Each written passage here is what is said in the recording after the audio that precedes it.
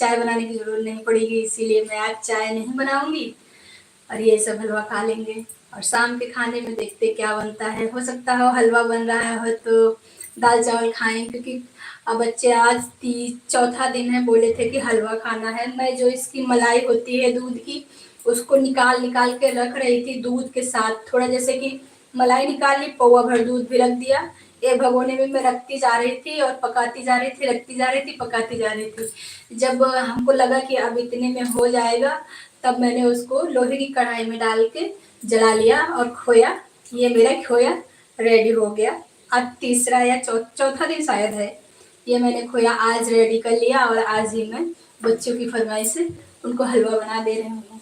है दोस्तों, कहते हैं ना कि हाउस वाइफ चाहे तो कुछ भी कर सकती है, वो थोड़े में ही बहुत कुछ मैनेज कर सकती है। तो मुझे लगता है कि सही बात है, हाउस वाइफ चाहे तो वो कुछ भी कर सकती है, और अगर जो करना चाहे तो वो थोड़े में भी मैनेज कर सकती है और ज़्यादा में भी नहीं भी मैनेज कर सकती। ज़्यादा होगा तो वो हो सकता हो, अगर जो मैनेज नहीं कर पाती है हो सकता हो ना कर पाए, ये बात मेरा है।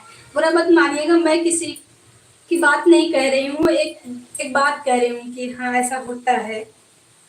तो हम लोग मिडिल क्लास फैमिली हैं, हाँ बच्चे भी पढ़ते हैं और हस्बैंड मेरे प्राइमरी टीचर हैं, तो हम लोगों का हो नहीं पाता है। वैसे तो घर मेरा रेंटेड नहीं है, मेरा ही है। मेरे ससुर जी की भी जॉब थी रेलवे में, जब मेरी शादी हुई थी उसके बाद उनको रिटायरी मिल गई थी, उसी के 2-3 साल बाद उनको रिटायरी मिल गई थी।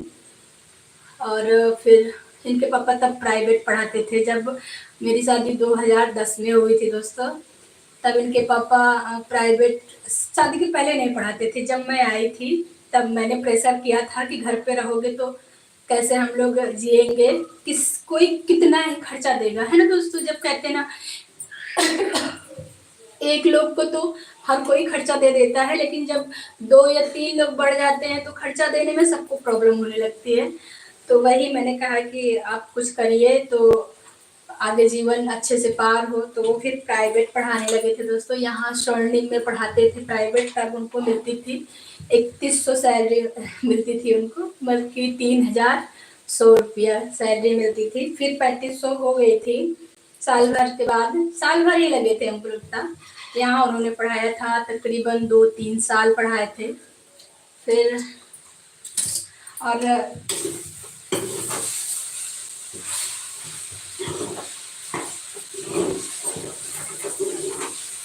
देखिए दोस्तों, मेरी गाजर अच्छे से फ्राई हो गई है, क्योंकि टाइम लगता है दोस्तों ये हलवा बनाने में, लेकिन टेस्टी बहुत बनता है। ये देखिए जो पानी मैंने निचोड़ के रखा था ये वही पानी है, तो मैं इस पानी को फेंकूंगी नहीं, यूज कर लूँगी इसी हलवा बनाने के लिए। मैं इधर दूध रख दूँगी और ये इसको मैं उठा के इस तरफ रख दूँगी, यहाँ पे रख दूँगी, क्योंकि गाजर अच्छे से फ्राई हो गई है। अभी मैं उसको वहीं रख दूँगी। ये देखिए दोस्तों, मेरी कढ़ाई है, सुबह जो मैंने खोया बनाया था ना, ये वही कढ़ाई है दोस्तों। मैं इसी में अब ये हलवा बनाऊंगी।